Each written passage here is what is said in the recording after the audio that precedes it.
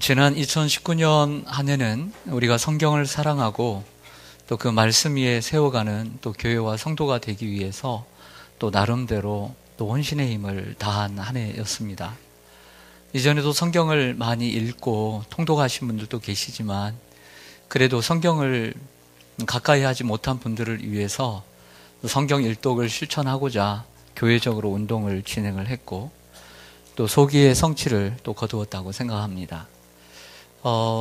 새해에 우리의 표가 바뀌더라도 평생 성경을 우리 곁에 두고 읽는 것은 우리의 의무이고 또 마땅히 하나님의 양식을 먹는 것은 우리들이 해야 할 일인 줄로 믿습니다. 그러므로 바라기는 여러분들이 1년에 성경을 일독씩 꼭 할 수 있도록 하나님 말씀을 가까이 하는 일에는 게을리하지 않고 열심을 내어서 주님 오신 날까지 성경을 사랑하고 또 성경에 대한 그러한 간절함이 있기를 주님의 이름으로 간절히 소망합니다. 작년에 혹시 성경 일독을 못하신 분들은 올해 다시 도전하셔서 우리 온 성도들이 성경 일독을 하는 그러한 해가 되었으면 좋겠습니다. 2020년 새해를 준비를 하면서 매해 저희들 표를 가지고 또 중점 목표를 가지고 달려오고 있는데요. 2020년이라는 숫자가 참 특이하잖아요. 그리고 원대한 포부를 가질 수 있는 아주 멋진 2020이 아닙니까? 그래서 나름대로 올 한 해 어떠한 목표와 방향을 가지고 나아갈까 많이 고민을 했습니다. 그러나 내가 원하는 대로만 되는 것이 아니라 하나님께서 우리 또 교회와 성도들에게 원하는 방향은 무엇일까에 대한 기도를 해보았습니다. 그리고 더더욱 우리 성도님들에게 하나님은 더더욱 잘 아시겠지만 저 개인적으로 우리 성도님들을 전체적으로 바라볼 때 여러 가지 힘써야 될 것들이 있지만 그래도 지금 이 시각에 이 순간에 그래도 중점적으로 좀 노력해야 될 것이 있지 않을까.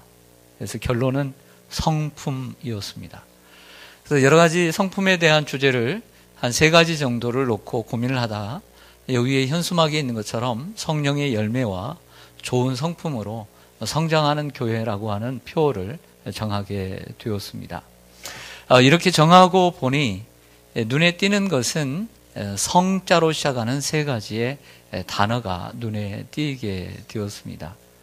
화면을 보시면 먼저 성령의 열매라고 하는 곳에서 성령이 있습니다. 성품의 특징 가운데 하면 성령이 열매죠. 사랑으로부터 시작해서 절제로 끝나는 이 9가지 열매가 성경에 나오는 대표적인 성품임은 우리가 잘 알고 있습니다. 2번째는 하지만 우리가 오해하지 말아야 될 것은 그 9가지만이 우리가 가져야 될 성품이 아니라는 것을 알아야 된다. 성품의 개념을 알아야 되겠다. 그래서 그 외에도 더 좋은 많은 성품들이 우리에게 필요하다라고 하는 것을 말씀하기 위해서 좋은 성품이라는 단어를 더 넣게 되었습니다. 3번째는 작년처럼 세워가는 혹은 자라나는 성장은 사실은 제가 앞에 있는 성자에 운율을 맞추기 위해서 성장으로 바꿨던 것입니다. 그래서 서로 맞추기 위해서 성장입니다. 근데 이 3개의 성자를 보면 다 한자가 다릅니다. 성령의 성자는 거룩할 성자이고요. 좋은 성품의 성자는 성질성 혹은 성품 성자를 씁니다. 그리고 아래에 있는 성장은 이룰 성자를 쓰죠. 그래서 우리 한국의 대표 기업인 삼성입니다. 있죠? 그런데 그 삼성의 성자는 별성자를 씁니다. 그래서 또 그 성자도 또 달라요. 오늘 이렇게 한자 공부를 했습니다. 제가 이렇게 말씀드린 것은 짧지 않은 이 표어를 여러분들이 좀 더 머릿속에 잘 기억하고 그리고 우리가 중점적으로 지향해야 되는 방향에 대해서 여러분들이 함께 노력해 가라고 이렇게 먼저 서두를 말씀을 드렸습니다. 저는 장담을 잘 안 하는 스타일입니다. 저희 집에서도 잘 합니다. 저는 장담을 잘 안 합니다. 지키지 못할 약속을 잘 안 하려고 하는 스타일입니다. 그런데 여러분, 제가 적어도 올 한 해는 한 달에 한 번 이상, 많으면 2번 성품에 대한 설교를 줄기차게 할 것입니다. 쉬지 않고 할 것입니다. 그 이유가 있습니다. 첫 번째 이유는 성품에 대한 설교를 한 번 이 첫 주일에 들었다고 해서 좋은 성품으로 사람이 바뀌지 않기 때문입니다. 비록 힘든 과정이지만 교육에는 힘이 있습니다. 교육을 왜 받습니까? 바뀌기 위해서 교육을 받는 것입니다. 레슨을 왜 받습니까? 안 되는 폼을 바꾸려고 레슨을 받는 것입니다. 교육도 이것이 교육의 힘입니다. 그래서 계속해서 설교를 하려고 합니다. 실례로 요즘 이 공교육, 학교 교육을 이야기하면서 이런 얘기를 합니다. 인성교육이 부족하다. 인성교육이 없다. 이렇게 얘기를 합니다. 학교 선생님을 탓할 생각은 없습니다. 선생님들이 뭘 잘못을 얼마나 했겠습니까? 선생님들이 교육을 안 시키는 것이 아닙니다. 하기는 하는데 인성보다는 내신 성적과 그리고 진로를 위해서 그들이 노력할 수밖에 없기 때문에 학교의 시스템이 문제이기 때문입니다. 그러다 보니 우리 과거에 윤리나 사회나 도덕이나 혹은 뭐 한자나 이러한 과목들은 점점 뒤처지고 학교에 또 진학에 도움이 될 만한 과목들이 더욱더 늘어나는 형편은 아닌가라는 생각을 합니다. 인성에 관한 수업보다는 진학에 도움이 되는 과목을 많이 편성해 수업을 진행하고 있습니다. 이런 부분에서 좋은 성품은 하루아침에 이루어지는 것은 아니지만 많은 과목을 할애하고 많은 시간을 할애해서 가르치면 우리들의 아이들의 인성이 좋아지듯이 교회에서도 이러한 설교를 그래도 해야 된다라고 생각합니다. 가정에서도 자녀를 양육할 때 학원을 보내고 비싼 과외비를 주어서 과외를 보내는 것 나쁘지 않다고 생각합니다. 할 수 있습니다. 하지만 부모들이 그 자녀의 진학에 눈이 매여서 부모가 둘 다 직장을 다니고 낮밤 없이 열심히 일을 해서 더 좋은 학원을 보내기 위해서 저녁을 함께 보내지 못하고 그 자녀들과 함께 식사를 하지 못하고 그 한 자녀들과 함께 대화하지 않으면서 학원에 그리고 과외에 우리 아이들을 내놓는 것은 인성교육에 잘못된 것이라고 생각을 합니다. 진정한 인성은 학교에서 시키는 것이 아니라 가정에서 배우고 와야 합니다. 선생님들이 어떻게 합니까? 집에서 배워야 하는 것입니다. 인성이 집안에서 되지 않는 아이들이 학교에서 무슨 인성을 배울 수가 있겠습니까? 그런 인성은 중요한 것입니다. 우리의 자녀들이 성공하는 자녀보다 성품 좋은 자녀가 되도록 우리는 노력해야 할 줄로 믿습니다. 독일의 교육부의 한 책임자의 말에 의하면 독일 학교 교육을 딱 얘기할 때 이렇게 얘기했습니다. 독일 교육의 핵심은 인성과 도덕입니다. 인성과 도덕에 중점을 두는 학교 교육이 독일의 교육입니다. 그래서 그런 과목을 많이 넣을 뿐만 아니라 또한 다른 과목을 공부할 때도 그 인성과 도덕에 관심을 갖고 중점적으로 아이들을 가르치려고 합니다라고 하는 책임자의 말을 TV를 통해서 들었습니다. 제가 성품에 대한 설교를 자주 하려고 하는 이유는 성품은 단순히 한 번에 이해될 수 있는 것이 아니기 때문입니다. 다른 얘기로 하면 성품에 대한 개념의 문제입니다. 성품은 성령의 9가지 열매만 성품이다라고 말할 수가 없는 것입니다. 또 좋은 성품이라고 할 때 그 사람이 참 착하고 너그럽고 이해심이 많다. 그래서 그분의 성품이 참 좋다라고만 말할 수 없는 것입니다. 그것은 성품의 전부가 아닙니다. 성품을 편협하게 생각하는 것입니다. 성령의 9가지 열매만 보더라도 사랑이 있습니다. 때로는 자비가 있습니다. 온유가 있습니다. 양선이 있습니다. 그런 것만 생각하면 성품은 좋은 성품은 착하고 그리고 온유한 거구나 이렇게 생각하지만 거기에는 충성이 있습니다. 사람이 성격만 좋으면 되는 것이 아닙니다. 책임을 다하고 성실해야 합니다. 절제가 있습니다. 모든 것이 다 좋은 것이 아닙니다. 끊고 맺음도 필요한 것입니다. 인내가 필요합니다. 성품은 한 분야만 있는 것이 아니라 여러 분야를 총괄한다고 말할 수가 있습니다. 그래서 성품은 한두 번의 설교로 진행될 수가 없는 것이죠.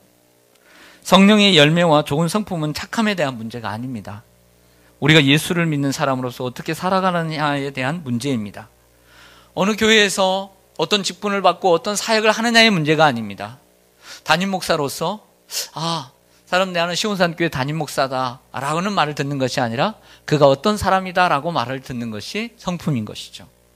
우리가 장례식을 하게 됩니다. 죽어서 장례식을 하게 될 때 우리를 잘 아는 성도들과 이웃들과 가족과 그리고 지인들이 와서 하는 이야기, 그 고인에 대해서 하는 이야기가 곧 성품의 일부라고 할 수가 있는 것입니다. 그러므로 성품은 계속되어야 합니다. 세 번째 이유는 성품의 중요성 때문입니다. 오랫동안 삼성전자에서 30년 동안 컴퓨터 사업을 총괄하고 한국 오라클 대표이사를 역임하고 현재 기하대책본부 회장을 맡고 있는 유원식 회장이라는 분의 세미나에 참석을 한 적이 있습니다. TV의 4인 4색이라고 하는 강좌에도 직접 나와서 여러분 유튜브에서 볼 수 있는데 그분이 다니면서 곳곳에서 늘 하던 그냥 주요 항상 하는 강연이에요. 뭐냐면 글로벌 시대의 경쟁력, 이 글로벌 시대의 경쟁력에서 살아남을 수 있는 5가지 DNA. 즉 글로벌 시대의 리더의 자격. 이렇게 얘기합니다. 첫째, 소통. 소통은 언어, 문화, 글로벌 매너. 두 번째는 역량, 능력이죠. 발표 능력, 팀플레이, 협상, 입문 소양, 그리고 토론에 대한 능력. 그리고 세 번째는 성품, 겸손, 격려, 경청, 공감, 미소의 능력. 네 번째는 열정, 맡은 일에 대한 에너지를 쏟고 새로운 것을 도전적으로 받아들이고 자신이 하는 일에 의미를 부여하고 정서적인 안정을 유지하는 것. 그리고 다섯 번째는 나눔과 봉사. 나눔을 실천할 때 행복할 수 있다. 그런데 이 5가지 중에 한 중앙에 뭐가 들어가 있냐면 성품이 들어가 있어요. 아니 글로벌 리더가 되는데 무슨 성품이 필요합니까? 라고 말하지만 우리는 작년 한 해 한 장관을 세우면서 그 청문회를 앞두고 한 장관으로 인해서 우리는 국론이 분열되었습니다. 나라가 두동강 났습니다. 왜 장관을 뽑는데 능력을 보지 않고 왜 신실함을 보고 자녀의 성장 과정을 보고 그 가족의 경제적인 축적의 과정을 보고 청렴함을 왜 보는 것일까요? 능력 따지지 않았습니다. 그 사람의 성품을 보았습니다. 이게 다 성품에 들어가는 것입니다. 이번 4월에 우리는 국회의원을 뽑습니다. 아무리 날고기는 최고의 연봉을 받는 운동선수라도 한번 잘못된 인성을 우리가 보게 되면 국민들은 그를 버립니다. 연예대상을 받은 연예인도 인성에 어긋난 행동을 하게 되고 뉴스에 오르게 되면 국민들이 그를 버리고 등 돌립니다. 품격이 없는 부자를 졸부라고 합니다. 그리고 품격이 없는 권위와 리더를 폭군이라고 합니다. 그렇다면 품격이 없는 신앙은 뭐라고 할까요? 그걸 독선이라고 얘기합니다. 여기까지 성품에 대한 중요성, 성품을 왜 얘기를 계속해야 할 것인가에 대한 말씀을 드렸습니다. 하지만 이 시대가 성품을 요구하고 성품을 중요시 여기기 때문에 나는 글로벌 시대의 리더가 되기 위해서 성품을 해야 되겠다, 준비해야 되겠다라고 하는 것은 나쁜 것은 아니지만 사회적 요구 때문에 우리가 성품을 강조하는 것은 아니다는 말씀을 드릴게요. 왜냐하면 그 이전에 하나님께서 우리를 부르실 때 이 성품을 요구하시고 열매를 맺기 위해서 부르셨기 때문인 거예요. 그래서 오늘 말씀 요한복음 15장 16절 끝까지는 안 읽었지만 우리가 8절까지 읽었지만 우리 한번 같이 읽겠습니다. 시작. 너희가 나를 택한 것이 아니요 내가 너희를 택하여 세웠나니 이는 너희로 가서 열매를 맺게 하고 또 너희가 열매가 항상 있게 하여 내 이름으로 아버지께 무엇을 구하든지 더 받게 하려 함이라. 다 받게 하려 함이라. 이 말씀은 무슨 얘기냐면 하나님께서 우리를 택하시고 부르신 이유가 뭐냐면 열매를 많이 맺게 하고, 그리고 그 열매를 한 번 맺고 작년에는 맺고 올해는 맺지 말라는 것이 아니라 항상 열매를 맺는 상태로 살아가도록 하라는 것이죠. 그 열매는 성령의 열매와 직결되는 단어입니다. 요한복음 15장 오늘 8절의 마지막 말씀을 한번 같이 읽을게요. 시작. 너희가 열매를 많이 맺으면 내 아버지께서 영광을 받으실 것이요 너희는 내 제자가 되리라. 아멘. 너희가 열매를 많이 맺을 때 첫째, 아버지 하나님께 영광이 된다. 하나님을 높일 수 있다는 거예요. 어떻게 하면 하나님 높일 수 있을까? 열매를 맺어야 된다. 두 번째는 그럴 때 우리가 예수님의 진정한 제자가 된다. 이 일거양득의 축복이 바로 열매에 있는 줄로 믿습니다. 우리가 열매를 많이 맺어야 합니다. 성령의 열매를 맺고 좋은 성품을 가지는 것은 하나님께 영광이 되고, 그리고 우리가 예수 그리스도의 제자가 되는 길임을 예수님이 말씀하고 있기 때문에 우리가 성품을 강조할 수밖에 없다는 거죠. 자, 오늘 본문으로 좀 들어가 보려고 합니다. 제가 오늘 요한복음 15장을 선택한 것은 성품을 설명하기에 참 좋은 텍스트이기 때문에 제가 선택을 하게 되었습니다. 잘 아시는 대로 예수님의 포도나무의 비유입니다. 그리고 비유이기 전에 예수님께서 십자가에 못 박혀 돌아가시기 전에 그 하신 마지막 설교입니다. 예수님은 설교가 많지 않습니다. 가르침이 많았습니다. 예수님이 산상설교회가 있었습니다. 마태복음 5장, 6장, 7장입니다. 세 장의 설교죠. 예수님의 사역에 처음에 설교가 있었다면 마지막 설교가 뭐냐면 요한복음 14장, 15장, 16장 마지막 설교입니다. 세 장입니다. 그리고 17장으로 대제사장적 기도로 들어가죠. 그리고 십자가에 못 박혀 돌아가십니다. 근데 이 세 장의 설교 가운데 한 중앙에 있을 뿐만 아니라 가장 핵심적인 본문이 뭐냐면 포도나무의 비유를 인 것을 우리가 알아야 돼요. 포도나무의 비유다. 예수님 말씀합니다. 나는 포도나무요 너희는 가지다. 그리고 하나님은 농부시다. 이렇게 얘기합니다. 자, 이 포도나무의 비유를 통해서 성품을 조금 더 설명을 해드리려고 합니다. 왜 포도나무 비유인가? 첫째, 성품은 나무와 같아서 시간이 걸린다.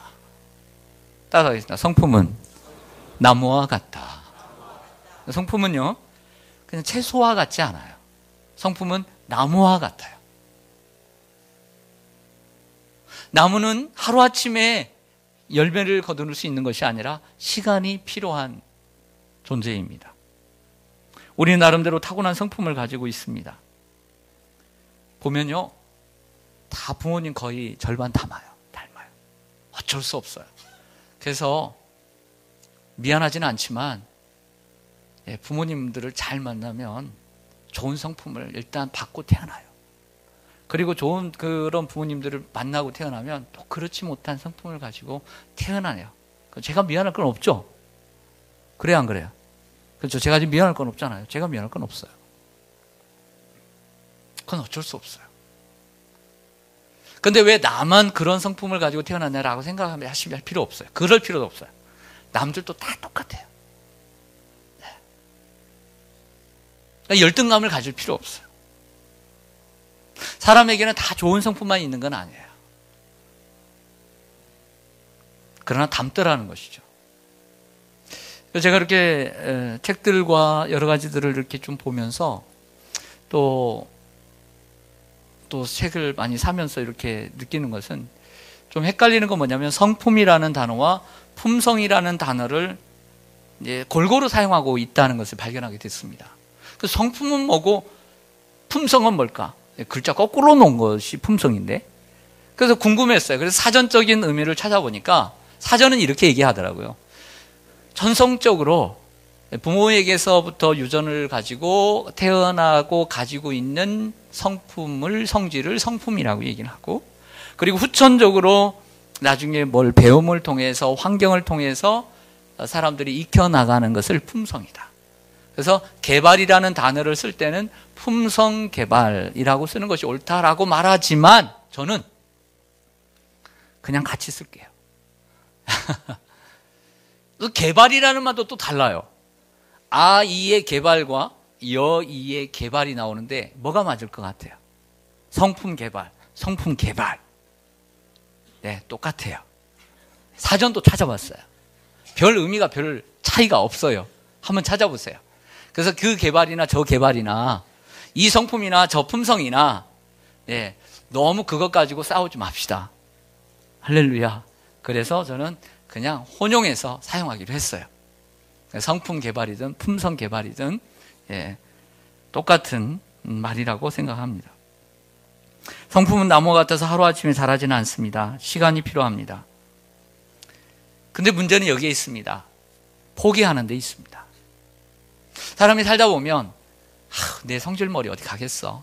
그냥 이렇게 평생 살아야지 뭐. 이렇게 포기하고 사는 사람들이 생각보다 세상에 많이 있어요.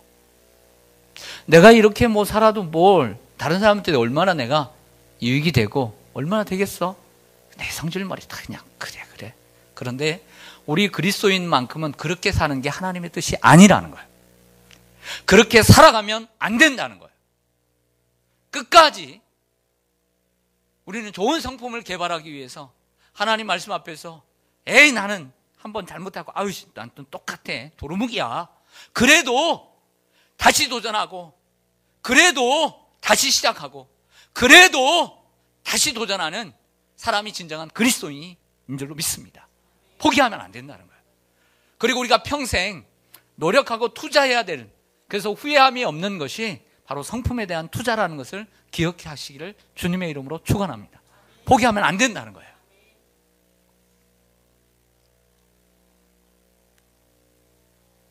예를 들어 봅시다. 여러분들 자녀가 누구 닮았을까요? 따라다닙니다. 나. 네. 너는 누굴까요? 그렇죠. 남편. 그리고 아내. 둘 중에 하나 닮았어요. 근데 우리 자녀가 전성적인지 나를 닮은 것 같기도 안 닮은 것 같기도 한데 애가 성질이 괴팍해. 성질이 지랄 맞아. 그런데 생각해 봅시다. 20살이 되고 30살이 됐어요. 아직 장가도 못 가는데 성질머리가 그래. 생각합니다. 나는 내 성질머리가 이러니까 나는 이렇게 살 거야. 정말 그렇게 바라세요? 바라세요? 여기 대답을 안 해요. 바라세요? 아니죠? 그럼 바라면서 왜 여러분들은 안 바라세요?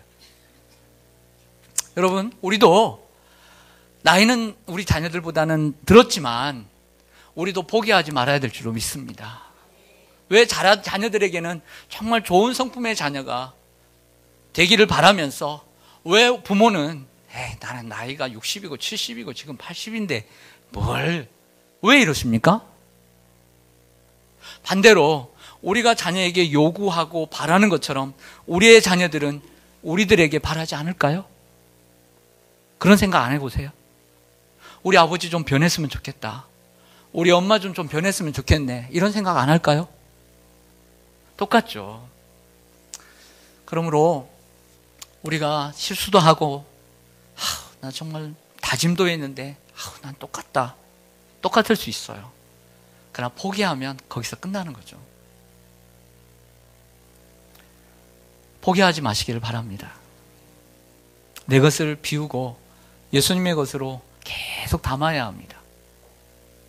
그러면 언젠가는 변화될 줄로 믿습니다. 또한 포도나무 비유에서 알 수 있는 것은 농부는 열매를 구한다는 거예요. 따라서 농부는 열매를 구한다.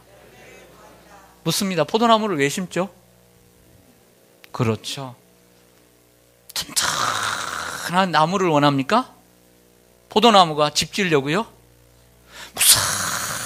무성한 호박잎처럼 푸른 윤기 나는 잎을 원할까요?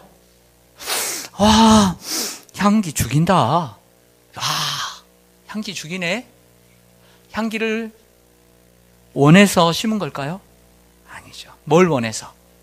열매를 원해서 심은 거죠. 우리들의 모습 가운데 좋은 모습도 있습니다. 좋은 이파리도 있고 좋은 향기도 있습니다. 그러나 주님이 원하시는 것은 그게 아니죠. 포도원 농부가 왜 포도원을 심습니까? 포도나무를 왜 가꿉니까? 열매를 구하기 위해서입니다. 가지의 존재 목적은 열매에 있는 것입니다. 마태복음 7장 20절을 볼까요? 이러므로 그들의 열매로 그들을 알리라. 예수님의 말씀입니다. 열매로 아는 거죠. 여러분들 이사야 5장을 보면 아주 중요한 비유가 나옵니다. 이 비유를 포도원 비유라고 해요. 들어보셨는지 모르겠습니다. 하나님께서 비유를 드시는데 포도원을 노래하라고 해서 포도원 노래가 나와요. 근데 포도원 노래가 뭐냐면 포도원을 가꿉니다. 아주 기름진 땅이에요. 극상품 1등급 포도나무를 심었어요. 네, 어떻게 됐을까요? 성경을 보겠습니다. 이사야 5장 2절. 땅을 파서 돌을 제하고 극상품 포도나무를 심었도다. 그 중에 망대를 세웠고 또 그 안에 술투를 팠도다. 좋은 포도 맺기를 바랐더니 뭐가 맺었도다? 들포도가 맺었도다. 여기 극상품 포도나무는 누굴까요? 그리고 포도원은 무엇일까요? 결국에 남유다를 가리키는 것입니다. 우리가 성경을 읽다가 여러분들 이렇게 잘 모르면 계속 읽어가면 답이 나와요.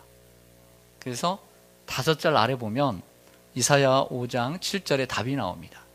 무릇 만군의 여호와의 포도원은 이스라엘 족속이다. 이스라엘이다. 그리고 그가 기뻐하시는 나무는 유다 사람들이에요.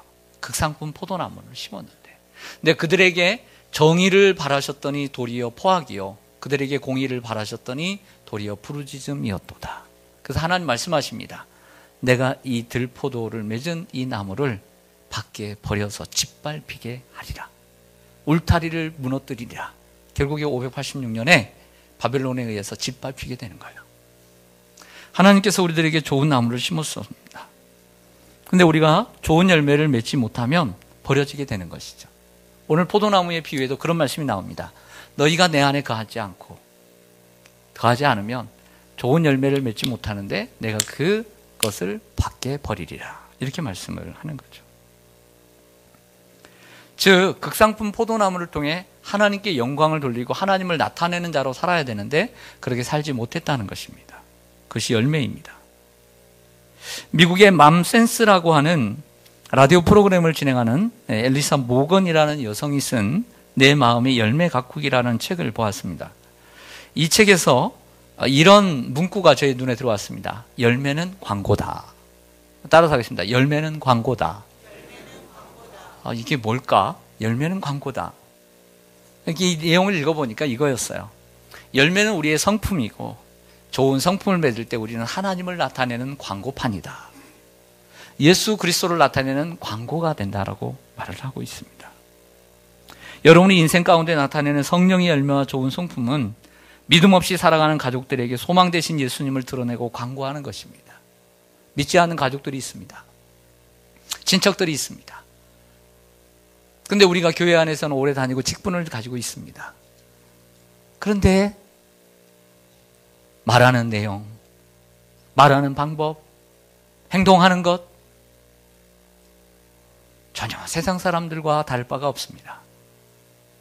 그러면 그 사람들이 우리 속에서 하나님을 볼 수가 있겠나 라고 하는 것이죠. 변화되어야 된다는 것입니다.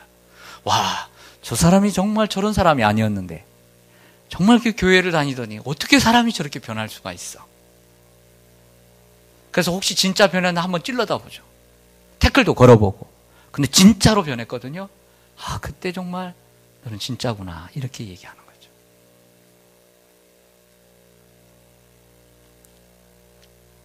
여러분의 모습 속에 주님의 모습이 있기를 원합니다. 로마서 8장 29절을 한번 화면을 보실까요? 하나님이 미리 아신 자들 미리 아셨습니다. 우리들을 또한 그 아들의 형상을 본받게 하기 위하여 미리 정하셨어요. 예정하셨어요. 이는 그로 많은 형제들 중에 맏아들이 되게 하려 하심이라. 그런데 하나님이 우리를 부르시고 또 하나님의 자녀로 삼으신 이유, 그건 이유가 뭐냐? 바로 하나님 아들의 형상을 본받게 하기 위하여. 아들의 형상이라는 것은 예수님의 외모를 담는 게 아니라 마음을 담는 거죠. 자, 창세기 1장으로 돌아가면 하나님께서 세상을 만드시고 마지막 날에 인간을 만드실 때 흙으로 빚어 생기를 넣어서 하나님의 형상을 따라 하나님의 모양으로 만들었어요. 아멘. 그런데 5장 1절로 가면 이렇게 얘기합니다. 아담이 사람의 형상을 가진 자녀를 낳게 되는 거예요. 가인이. 그래서 우리는 죄를 지음으로 하나님의 형상이 아닌 인간의 형상을 갖고 태어나게 돼요. 그래서 예수 그리스도께서 오심으로 우리 속에 있는 인간의 형상을 제하시고 원래 하나님이 우리 마음속에 주신 하나님의 형상을 회복시켜 주시는 거예요. 그래서 우리가 예수를 믿는 목적을 우리가 예수를 믿어 구원받으려고요, 이런 것도 정답이지만 더 정확한 정답은 우리가 죄로 인해서 잃어버렸던 하나님의 형상을 회복하기 위해서입니다. 이렇게 하면 이 사람은 성경을 참 잘하는 사람이구나, 이렇게 말할 수가 있는 거죠. 그 말이 그 말이지만, 그러니까 단순히 구원이라는 것은 내가 죽어서 천국 갈래요, 이게 아니라 이 세상을 살아가면서 예수님의 형상을 닮은 사람으로 살려고 정말 노력할게요, 이런 말인 거죠. 끝으로 오늘 예수님의 포도나무 비유에서 알 수 있는 것, 가장 중요한 얘기하고 마치겠습니다. 포도나무의 비유는 여러분들 내용을 너무나 잘 아시기 때문에, 그러나 제가 요약하면 이런 겁니다. 너희들이 내 안에 거하고 내가 너희 안에 거하면 너희가 열매를 많이 맺을 것이다. 반대로 너희가 내 안에 거하지 않고 내가 너희 안에 거하지 않게 되면 너희는 열매를 맺지 못하고 버리게 될 것이다. 너희가 내 안에 거하고 내가 너희 안에, 그리고 나의 말이 너희 안에 거하면 너희가 열매를 많이 맺을 것이요 무엇을 구하든지 너희들이 응답받으리라. 그리고 하나님께 영광이 되고 나의 제자가 되리라. 계속 이 얘기예요. 계속 나의 안에 거하라. 마치 가지가 이 나무에 붙어 있어야만 되잖아요. 이 안에 거하라. 예수님 안에 거한다는 것은 무엇일까? 주님과 항상 교제하는 것이죠. 익숙함이 아니라 친밀함으로. 가장 무서운 게 익숙함 같아요. 저는 저 자신과 많이 싸웁니다. 해는 바뀌었지만 저 자신은 똑같거든요. 해는 바뀌었지만 이 단에 서는 건 똑같거든요. 여러분도 그렇잖아요. 해는 바뀌었지만 성가대는 똑같잖아요. 사람이 무서운 게 뭐냐면 익숙함이에요. 예배도 익숙하고 사역도 익숙하고 다 익숙하려고 그래요. 근데 주님 안에 거한다는 것은 이렇게 교회의 발바닥만 밟는 것이 땅만 밟는 것이 아니라 그리스도와 친숙함으로 나아가라는 거죠. 친밀함으로. 부부가 같이 있다고 친밀한 건 아니잖아요. 익숙할 수 있잖아요. 가족이 함께 있어도 익숙할 수 있잖아요. 항상 친밀한 건 아니잖아요. 주님 안에 거한다는 것은 익숙한 것이 아니라 친밀함을 얘기하는 것 아닐까요? 찬송을 불러도 잘하는 찬송이 아니라 다시 부를 때 새롭게 느껴지는 찬송이 새 찬양인 것처럼 예배도 그래야 된다는 거죠. 익숙함이 우리의 적입니다.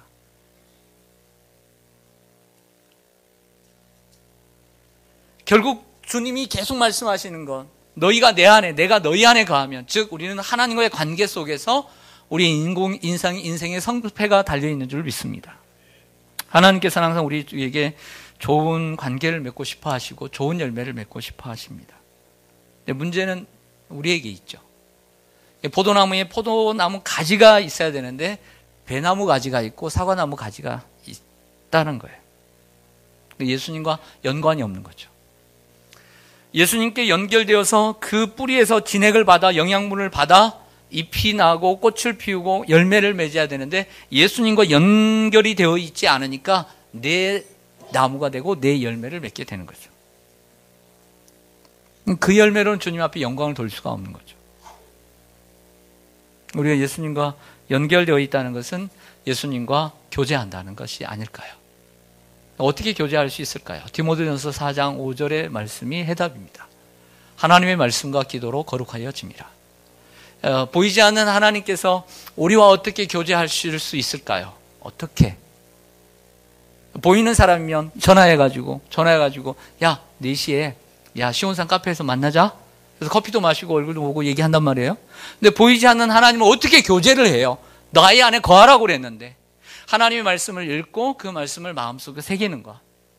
저는 말씀만 잘 들어도 된다고 저는 믿어요. 정말 말씀을 바르게 듣고 바르게 행하고 무조건만 잘 들으면 안 돼요. 전하는 말씀이 뭔지를 바르게 알아야 돼요. 또한 성경만 읽으면 안 돼요. 성경이 뭐라고 말씀하시는지를 들을 수 있어야 돼요. 그게 성경을 잘 듣는 거예요. 말씀도 내가 마음대로 해석하는 것이 아니라 저 전하는 저자가, 저 설교자가 어떤 말씀을 전하는가를 바르게 이해하고 들어야 돼요. 성경도 저 저자가 말씀하는 것이 무엇인가를 바르게 듣고 내가 들어야 돼요. 내가 해석하지 말고. 만약 그렇게만 들을 수 있다면 언젠가는 여러분들이 점점 변화되고 있다고 저는 믿습니다. 그리고 우리가 주님과 교제하는 것, 기도죠. 전하는 것처럼 기도 안 하고 어떻게 하나님과 교제합니까? 다른 방법이 있다고 생각하십니까? 그래서 말씀을 듣고 기도를 할 때 내가 옳게 생각했던 것, 내가 고집하고 내가 아집했던 것, 그런 것들이 하나님께서 말씀하시죠. 너 그거 아니다 라고 하면 그 말씀에 순종하면서 내 삶의 가지를 치는 것이죠. 그러면 점점 좋은 열매가 맺어지는 줄 믿습니다. 이게 오늘 포도나무의 비유입니다. 말씀을 맺습니다. 2020년 어떻게 보면 크진 않지만 결코 작지 않은 표어를 가지고 우리가 시작합니다. 예수님께서 베드로에게 걸었던 기대는 여러 번 무너졌습니다. 그러나 예수님께서는 감사하게도 그 베드로를 포기하지 않으세요. 어떻게 그렇게까지 할 수 있어요? 베드로가 나쁜 놈, 정말 나쁜 놈이에요. 그렇지만 그 나쁜 놈을 용서하시고 다시 세우시고 이방인이 아닌 유대인의 사도로 세우셨어요. 다윗은 사람들이 손가락질하는 죄를 범했습니다. 그러나 하나님은 그 다윗을 기대하시고 세우셔서 이스라엘 최고의 성군으로 세우셨어요. 아브라함 믿음의 조상이라고 말하지만 창세기 12장부터 25장까지 읽다 보면 참 치졸하고 참 안 좋은 놈이에요. 그런데요, 하나님의 열심으로 하나님의 사랑으로 그 아브라함을 결국에는 최고의 자리 믿음의 조상으로 세워주셨어요. 할렐루야. 우리는 때로는 아브라함 같고 때로는 다윗 같고 때로는 베드로처럼 실수도 많고 연약한 사람들입니다. 그러나 우리에게 희망이 있는 건 주님이 우리를 놓지 않고 계시다는 거죠. 그리고 변화시키기를 원하고 계신 것입니다. 여러분, 우리는 교회와 함께 갑니다. 여러분들이 나는 교회와 상관없다라고 생각되면 어쩔 수 없습니다. 그걸 제가 어떻게 하겠어요? 그러나 하나님 성령님이 여러분들의 마음을 주장하여 주셔서 나는 교회와 함께 가는구나, 이런 생각을 하나님이 주셨으면 좋겠어요. 그래서 올해 성령의 열매와 좋은 성품으로 성장하는 교회라는 이 성품을 우리에게 주제로 주신 것은 하나님께서 나를 포기하지 아니하시고 다시 한번 만들어 가시려고 하는 하나님의 도우심, 하나님의 이러한 애씀이 있다는 것을 우리가 기억하고 또 한 해 성장하는 귀한 한 해가 되기를 원합니다. 기도하겠습니다.